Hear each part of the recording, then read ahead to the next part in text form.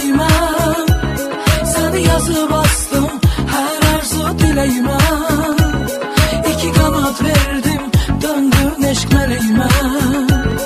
Ama uçup gittin sen bensiz köylere. Sevgim oldun sen köçtün yüreğime. Seni yazıp bastım her arzu dileğime. İki kanat verdim, döndün eşk meleğime. Ama uçup gittin sen bensiz köylere.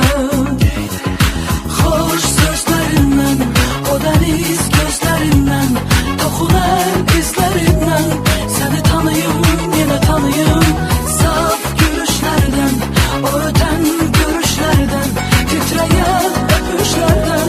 Seni tanıyım, yine tanıyım.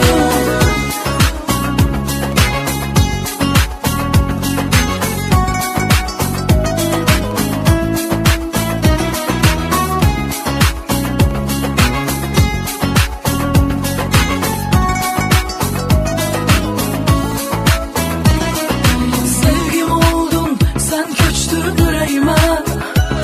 Seni yazıp bastım her arzu dileğime.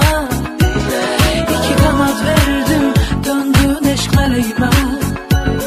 Ama uçup gittin sen bensiz sevgilim.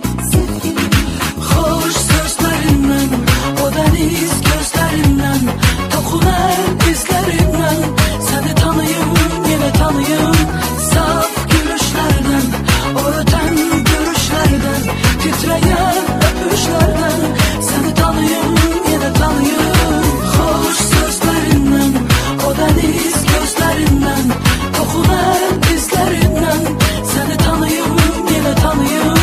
Saf gülüşlerden, o öten görüşlerden, titreyen öpüşlerden.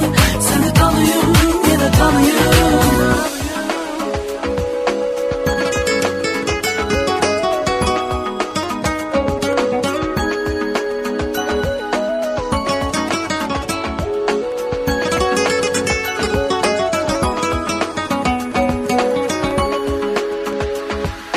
Hoş sözlerinden, o deniz gözlerinden.